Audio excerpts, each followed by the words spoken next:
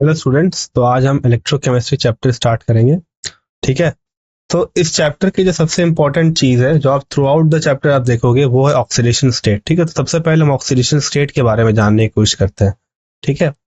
तो बेसिकली होता क्या है ऑक्सीडेशन स्टेट, अगर आप देखो तो ये ना चार्ज है एटम के ऊपर। अगर वो कंपाउंड अगर आयनिक हो, सपोज जैसे सारे कंपाउंड तो आयनिक नहीं है, कुछ क्या कोवलेंट है और कुछ क्या है आयोनिक है। ठीक है। तो आयनिक वाले केस में तो जो भी चार्ज बन रहा है आयंस पे वो उसका ऑक्सीडेशन स्टेट हो जाएगा। ठीक है। पर अगर मैं बात करूं कोवेलेंट कंपाउंड में, तो कोवेलेंट कंपाउंड में ये माना जाता है पहले कि ये कंपाउंड कोवेलेंट नहीं होके आयनिक अगर होता तो इसके ऊपर जो चार्ज होता उसे हम क्या बोलते हैं, ऑक्सीडेशन नंबर। ये एक सिंपल एजम्पशन है। अब ये चीज कहीं ना कहीं बहुत हद तक सही है क्योंकि इसी का मतलब ऑक्सीडेशन और रिडक्शन माना जाता है। और इसी ऑक्सीडेशन नंबर को हम यूज करके ऑक्सीडेशन और रिडक्शन का एक अच्छा डेफिनेशन डेवलप करते हैं। तो सबसे पहले हम इस ऑक्सीडेशन नंबर को कैसे कैलकुलेट किया जाता है और किस किस केस में कुछ एक्सेप्शंस होते हैं वो सारी चीजें हम देखते हैं। तो स्टार्ट करते हैं। चलो, सबसे पहले सबसे इंपॉर्टेंट पॉइंट है इसमें कि कई भी अगर एलिमेंटल सब्सटेंस है ना, या फिर जो भी कंपाउंड है अगर वो सिर्फ एक इस तरह के एलिमेंट से बना हुआ है तो उस केस में जो भी एलिमेंट होगा उसका ऑक्सीडेशन स्टेट हम जीरो ले लेंगे। ठीक है, ये बात क्लियर है। दोबारा से रिपीट कर देता हूं, अगर आपके पास कोई एलिमेंट है तब तो उसका ऑक्सीडेशन स्टेट अगर जीरो है, ठीक है, ऑक्सीडेशन उसका क्या लिया जाएगा, जीरो लिया जाएगा अनटिल एंड अनलेस इसके ऊपर कोई चार्ज ना हो। ठीक है, ये एक केस हो गया। जैसे कि आपके पास अगर हीलियम है, सिर्फ हीलियम एटम एग्जिस्ट कर सकता है क्योंकि ये क्या नोबल गैस है। अब हीलियम गैस एग्जिस्ट कर रहा है He करके, तो उसके ऊपर जो ऑक्सीडेशन स्टेट क्या होगा वो जीरो होगा ऑब्वियसली। और अगर वो कंपाउंड के फॉर्म में एग्जिस्ट करे, सपोज ऑक्सीजन है वो एज ए O2 एग्जिस्ट करता है, तो इस केस में भी क्या होगा, अब दोनों एलिमेंट क्या है, कंपाउंड में दोनों एलिमेंट है, दोनों जो एटम्स है वो दोनों के दोनों ऑक्सीजन ही है। तो अगर एलिमेंट्स सेम है तो उस केस में हम इसे क्या बोलते हैं, उस केस में भी हम बोलते हैं कि उस पर ऑक्सीडेशन स्टेट जीरो है। मतलब जैसे यहाँ पे जितने कंपाउंड्स गिवन है O2, O3, P4, S8, इसमें क्या है कि ऑक्सीजन ही है, इस वाले में भी ऑक्सीजन ही है, इस वाले में फॉस्फोरस ही है, इस वाले में सल्फर ही, मतलब एक ही तरीके के एलिमेंट से बने हुए सारे। ठीक है। तो इन सब में क्या होगा, जैसे इसमें ऑक्सीजन ऑक्सीजन का ऑक्सीडेशन स्टेट निकालोगे तो दोनों का जीरो आएगा, यहाँ पे भी जीरो आएगा, यहाँ पे फॉस्फोरस का क्या आएगा, जीरो आएगा, सल्फर का भी क्या आएगा, इस तरीके से जीरो आएगा। तो ये हो गया किसके लिए, ये हो गया उन सब्सटेंसेस के लिए जो कि सिर्फ एक एलिमेंट से बने हुए हैं और न्यूट्रल भी है। यही अगर ये O2 2 माइनस रहता, ठीक है, तो दोनों ऑक्सीजन पे क्या आता, एक एक नेगेटिव चार्ज आता। ठीक है, ओके। अब आते हैं चार्ज स्पीसीज की ओर। चार्ज स्पीसीज में क्या है, अगर कोई भी एलिमेंट के ऊपर जो भी चार्ज बना हुआ वही उसका ऑक्सीडेशन स्टेट है, बस सिंपल। अगर Na प्लस है, एक पॉजिटिव चार्ज है तो +1 ऑक्सीडेशन स्टेट, Cl माइनस है, एक नेगेटिव चार्ज है तो उसका ऑक्सीडेशन स्टेट -1। उसी तरीके से अगर CuSO4 है तो वहां पे Cu2 प्लस और SO4 2 माइनस है, तो Cu के ऊपर क्या चार्ज है, 2 प्लस है, तो Cu का ऑक्सीडेशन स्टेट क्या होगा, +2 होगा। ठीक है, ये भी एक चीज है, मतलब जितना चार्ज है उसके ऊपर, अगर वो आयनिक है तो भी जो भी चार्ज है उसके ऊपर वही उसका ऑक्सीडेशन स्टेट, अगर एज ए आयन एग्जिस्ट कर रहा है तो भी उस पर जो चार्ज है वही उसका ऑक्सीडेशन स्टेट होगा। ओके। अब नेक्स्ट चीज है हाइड्रोजन से रिलेटेड। अगर हाइड्रोजन किसी इलेक्ट्रोनेगेटिव एलिमेंट से जुड़ा हुआ है तो उसका ऑक्सीडेशन स्टेट +1 होगा। मतलब जिस एलिमेंट से जुड़ा हुआ है वो अगर ज्यादा इलेक्ट्रोनेगेटिव है उससे, हाइड्रोजन से, तो उसमें ऑक्सीडेशन स्टेट क्या होगा, उसका +1 होगा, है ना। ऑक्सीडेशन स्टेट क्या होगा उसमें, उसका +1 होगा। और अगर वो किसी मेटल से या फिर ज्यादा इलेक्ट्रोपॉजिटिव एलिमेंट से जुड़ा हुआ है तो उस केस में -1 होगा। देखो यहाँ पे CH4 है, कार्बन क्या है, हाइड्रोजन से ज्यादा इलेक्ट्रोनेगेटिव है, तो इस केस में क्या होगा, हाइड्रोजन पे जो चार्ज है वो -1 होगा, है ना। हर एक हाइड्रोजन पे, 4 हाइड्रोजन से चारों पे -1 होगा। सिमिलरली एमोनिया है, उसमें कितने हाइड्रोजन से, 3 हाइड्रोजन है, अगेन नाइट्रोजन ज्यादा इलेक्ट्रोनेगेटिव है तो इस पे हाइड्रोजन पे चार्ज क्या आएगा, -1 आएगा।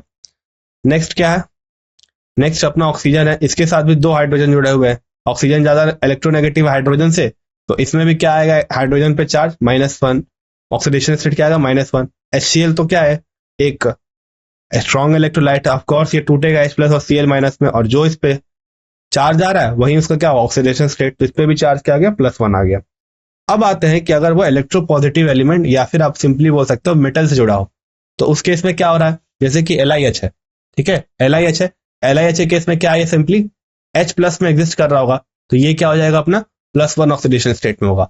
इस तरीके से NaH है, तो इसमें भी क्या होगा, सोडियम +1 ऑक्सीडेशन स्टेट में होगा, और हाइड्रोजन भी किसमें होगा, +1 ऑक्सीडेशन स्टेट में। अब ना अगला क्या है, CH2 है, तो हाइड्रोजन किस में है, -1 में। फिर LiLH4 हाइड्रोजन अगेन किस में, -1 में। तो इन सब में किस ऑक्सीडेशन स्टेट में, -1 में, यहां भी -1 में, यहां भी -1 में, यहां भी -1 में, यहां भी -1 में। तो क्या काम है हाइड्रोजन के बारे में कि अगर हाइड्रोजन ज्यादा अपने से ज्यादा इलेक्ट्रोनेगेटिव एलिमेंट से जुड़ा हुआ है तो उसके ऊपर चार्ज +1 आएगा, और अपने से कम इलेक्ट्रोनेगेटिव या फिर ज्यादा इलेक्ट्रोपॉजिटिव से जुड़ा हुआ है तो उस पर चार्ज -1 आएगा। ये होगा हाइड्रोजन के बारे में। अब जितने भी अल्कली मेटल है, वेदर आपका सोडियम हो, वेदर पोटाशियम हो, सीजियम हो, उन सब पे जो चार्ज आता है वो +1 आता है, ठीक है। तो उनका ऑक्सीडेशन स्टेट क्या होगा, +1 होगा। ऐसा कब तक होगा, जब तक वो एलिमेंटल फॉर्म में ना एग्जिस्ट करे। अगर सिर्फ और सिर्फ मान लो सोडियम लिखा हुआ है, रिएक्शन में सिर्फ Na लिखा हुआ है, तो उसमें जो Na है वो एलिमेंटल फॉर्म में है और उसमें कोई चार्ज नहीं है, तो उस पर उसका ऑक्सीडेशन स्टेट क्या हो जाएगा, 0 हो जाएगा। अब जैसे कि अगर मैं बात करूं चार्ज वाले कैसे, Li3n है, मतलब यहाँ पे क्या है कि Li के ऊपर क्या होना चाहिए, चार्ज +1, ठीक है। तो यहाँ पे तीनों लिथियम पे क्या होगा, +1 चार्ज होगा। और अगर वो सपोज कि एल्कली मेटल का ना होकर के एल्कलाइन अर्थ मेटल का के वाले ग्रुप में फॉल करेगा, तो उस केस में चार्ज क्या हो जाएगा, +2। जैसे कि मैग्नीशियम पे क्या चार्ज होगा, इस वाले केस में यहाँ पे +2 चार्ज होगा Mg3n2 में। सिमिलरली CaCO3 है, यहाँ पे भी कैल्शियम पे क्या चार्ज होगा, बताओ, यहाँ पे भी कैल्शियम पे +2 चार्ज होगा, क्योंकि ये भी क्या है, अल्कलाइन अर्थ मेटल का पार्ट है। नेक्स्ट है ऑक्सीजन, ठीक है। ऑक्सीजन का थोड़ा थोड़ा दिक्कत आती है। ऑक्सीजन का जो जनरल ऑक्सीडेशन स्टेट है वो तो -2 है, पर यहां भी एक्सेप्शन है अगेन। जैसे कि एक्सेप्शन की सबसे पहले बात करो तो एलिमेंटल फॉर्म में, कि अगर वो O2 O3 ऐसे कुछ प्रेजेंट है तो इसमें ऑक्सीजन का ऑक्सीडेशन स्टेट क्या हो जाता है, -2 से 0 हो जाता है। नेक्स्ट एक एक्सेप्शन है जो कि H2O2 है ना, तो दो हाइड्रोजन है, दोनों पे चार्ज क्या होगा, +1 होगा, क्योंकि ज्यादा इलेक्ट्रोनेगेटिव एलिमेंट जुड़ा हुआ है, तो +1 +1 +2 हो गया।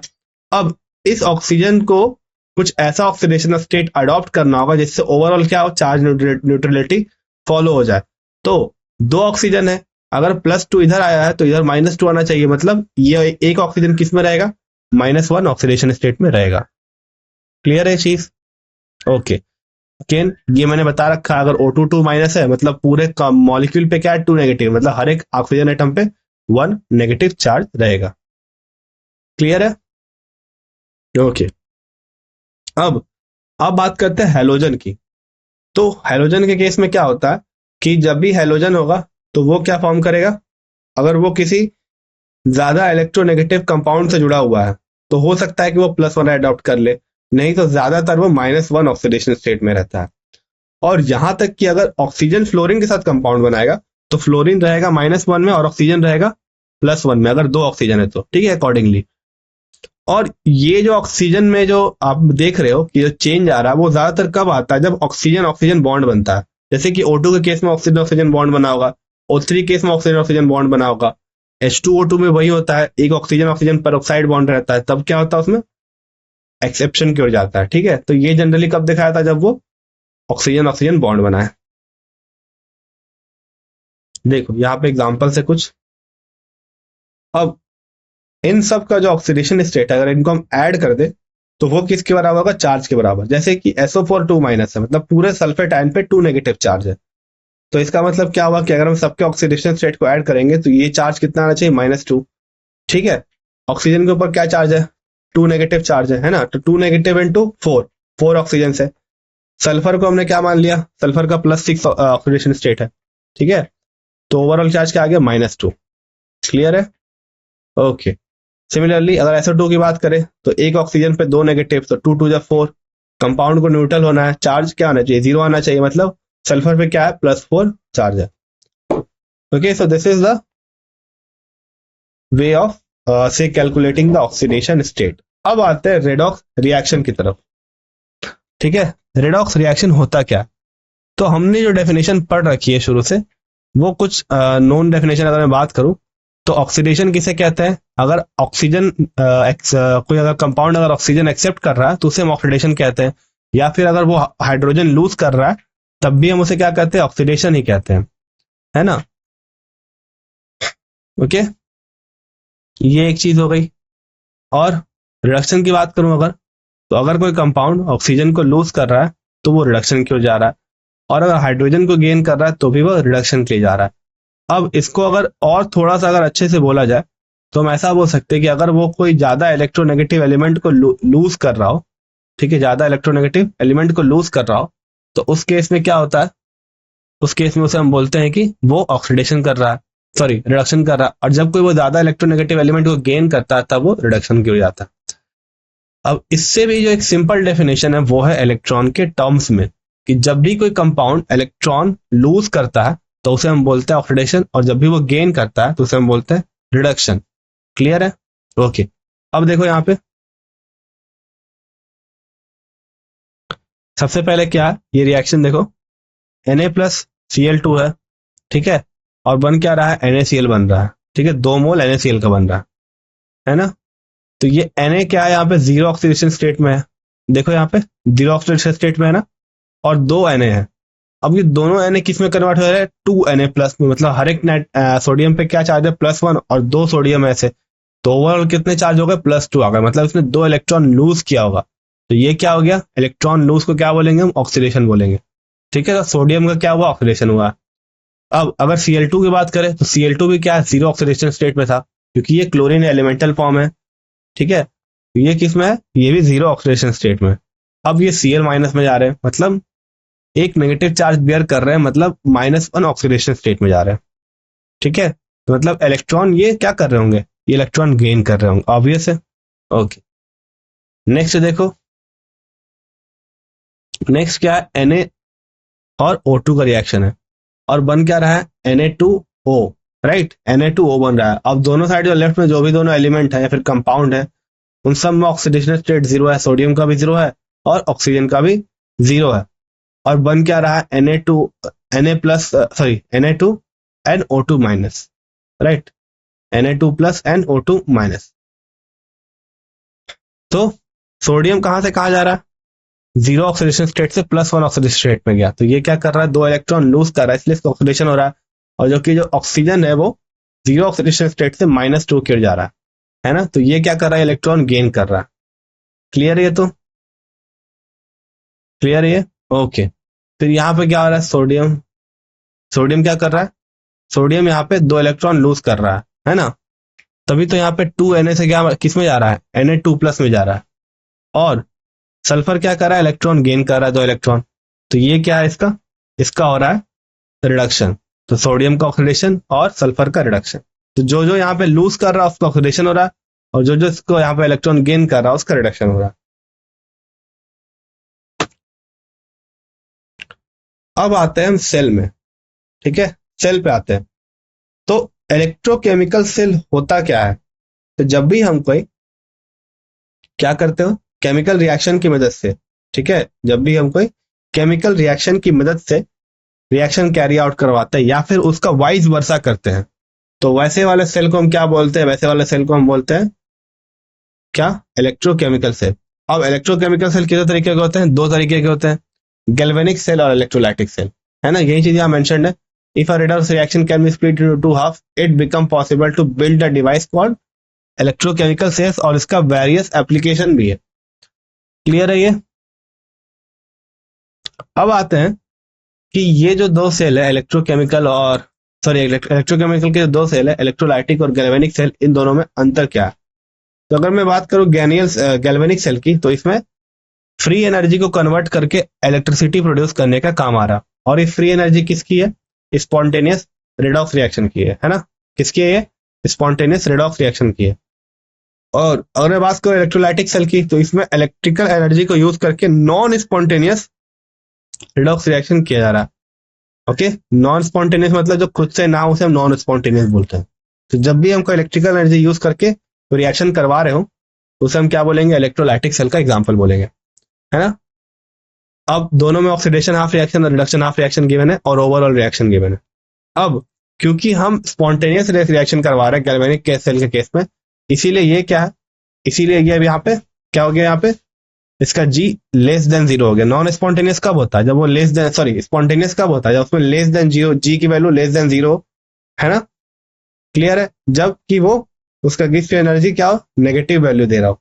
और जब इसका उल्टा हो जाए, है ना, जब इसका उल्टा हो जाए, मतलब रिएक्शन नॉन स्पॉन्टेनियस को हम कैरी आउट करवाते हैं, जिसकी जी की वैल्यू पॉजिटिव थी, उसको हम क्या बोल रहे हैं, इलेक्ट्रोलाइटिक सेल बोल रहे हैं। नेक्स्ट देखो, अब समझते हैं कि कब इलेक्ट्रोलाइटिक और कब गैल्वेनिक होता है। ठीक है, ये तीन डायग्राम बहुत ही इंपॉर्टेंट है, क्वेश्चन इससे आ रखे हैं। तो हम क्या कर रहे हैं यहाँ पे, अगर इन तीन रिएक्शंस की बात करें, अभी हम इस पे डिस्कस नहीं करने वाले कि ये रिएक्शन हो कैसे रहा, सिर्फ अभी हम देखते हैं कि हम दो तीन एजम्पशन मान के चल रहे हैं। ठीक है, इस केस में क्या है, देखो बताओ, इस केस में क्या है ना, कि पहले तो ये जो सेल है, इसका इसका जो वोल्टेज है वो 1.1 इलेक्ट्रोवोल्ट है, क्योंकि क्या हो रहा है, स्पॉन्टेनियस रेडॉक्स रिएक्शन हो रहा है और उसके कारण इलेक्ट्रिसिटी प्रोड्यूस हो रही है, और उसे हम क्या बोल रहे हैं, उसे हम बोल रहे हैं इलेक्ट्रॉन सॉरी ईएमएफ। ठीक है, तो इसकी ईएमएफ कितनी, 1.1 है। तो अगर हमने जो एक्सटर्नल जो आपका ई एक्सटर्नल जो लगाया है, अगर वो 1.1 से कम हो, है ना, आपने जो अपोजिंग करंट लगाई है वो अगर 1.1 से कम हो, जो कि ईएमएफ थी सेल की, तो क्या होगा उस केस में, उस केस में हमें गैल्वेनिक सेल देखने को मिलेगा। क्यों, क्योंकि इसमें क्या हो रहा है, बेबी स्पॉन्टेनियस रेडॉक्स रिएक्शन से इलेक्ट्रिसिटी प्रोड्यूस हो रही है। नेक्स्ट वाले केस में क्या किया हमने, ई एक्सटर्नल और ये आपका जो ई सेल है, ठीक है, दोनों बराबर कर दिया, तो वो क्या बन गया, वो बन गया गैल्वेनिक सेल। और नेक्स्ट ने क्या किया, नेक्स्ट में हमने क्या किया कि हमने करंट ज्यादा लगाया है, ठीक है, एक्सटर्नल करंट ज्यादा लगाया, तो पहले जो करंट का फ्लो था स्पॉन्टेनियस रेडॉक्स रिएक्शन के कारण, वो अब रिवर्स हो गया, है ना, क्लियर है, ओके। अब यहाँ पे क्या है, एक नेमोनिक डिवाइस गिवन है, जिससे आप क्या कर सकोगे, जिससे आप बता सकोगे किधर रिडक्शन और किधर ऑक्सीडेशन हो रहा है। अभी हम देखेंगे इसका प्रोसेस अगले अगले लेक्चर में कि कैसे स्पॉन्टेनियस रेडॉक्स रिएक्शन होता है। फिलहाल के लिए आप इस नेमोनिक डिवाइस को समझो। तो इसमें क्या है ना, कि ये एक नेमोनिक डिवाइस मैंने इसलिए यहाँ पे रखा है कि जब मैं ये चीज समझाऊंगा आपको इलेक्ट्रोकेमिस्ट्री में कि कैसे रिएक्शन होती है, कैसे रेडॉक्स रिएक्शन से इलेक्ट्रिसिटी को प्रोड्यूस किया जाता है, तो आपको दिमाग में होना चाहिए कि किधर ऑक्सीडेशन हो रहा है, किधर रिडक्शन हो रहा है, ऑक्सीडेशन पे क्या लगा हुआ है, रिडक्शन पे क्या लगा हुआ है, एनोड किधर है, कैथोड किधर है। ठीक है, तो इन सब के लिए क्या है, कन्वेंशन बनाया गया। कन्वेंशन का मतलब एक आप समझ सकते हो कि डिफाइन किया गया। जैसे आप नहीं बोलते हो कि लेफ्ट साइड में हम नेगेटिव मानते हैं, अगर आप नंबर लाइन देखो तो आप स्टार्ट करते हो -6 -4 -3 -2 1 0 1 2 3, ऐसे क्या है, ये एक कन्वेंशन है ना। ऐसे भी आप और भी कन्वेंशन यूज करते हो, जैसे आप मान लिया कि ये ओरिजिन है, यहाँ से अगर जो बॉडी है वो आगे की ओर मूव करेगी तो वो पॉजिटिव डायरेक्शन में मूव करेगी, और अगर उल्टा की ओर मूव करेगी तो नेगेटिव डायरेक्शन मूव करेगी। ठीक है, तो इसी तरीके से हमने भी कन्वेंशन माना है। वो कन्वेंशन क्या है कि जो जो लेफ्ट साइड में जो एनोड है यहाँ पे, ये जो एनोड जो कि लेफ्ट साइड में है, इसे हम क्या बोलेंगे, इस पे हम बोलेंगे कि इसे हमेशा एनोड बोलेंगे। ठीक है, इसे हम क्या बोलेंगे, इसे एनोड बोलेंगे, और इसी पे क्या होगा, ऑक्सीडेशन होगा। अभी सिर्फ समझते जाओ, याद करने के लिए चीजें हैं कि लेफ्ट साइड में क्या होगा, ऑक्सीडेशन होगा, और इसे हम एनोड बोलेंगे। ठीक है, राइट साइड में क्या होगा, रिडक्शन होगा, और इसे हम कैथोड बोलेंगे। क्लियर है ये चीज, लेफ्ट साइड में एनोड होगा, इसको हम, इस पे क्या होगा, ऑक्सीडेशन होगा, राइट साइड में कैथोड होगा, इस पे क्या होगा, रिडक्शन होगा। तो इसके लिए क्या किया हमने, ये डिवाइस बनाया, ये देखो LOAN, लोन, मतलब कि लेफ्ट साइड पे क्या होगा, लेफ्ट साइड पे होगा ऑक्सीडेशन। ठीक है, लेफ्ट साइड ये है, ये राइट साइड है, तो लेफ्ट साइड पे होगा ऑक्सीडेशन, और ऑक्सीडेशन किस पे होगा, एनोड पे, मतलब ये क्या है, ये जो इलेक्ट्रोड है वो एनोड है, और इसकी जो पोटेंशियल है वो नेगेटिव है। ठीक है, ये बात हमेशा दिमाग में रखना कि इसका पोटेंशियल नेगेटिव है।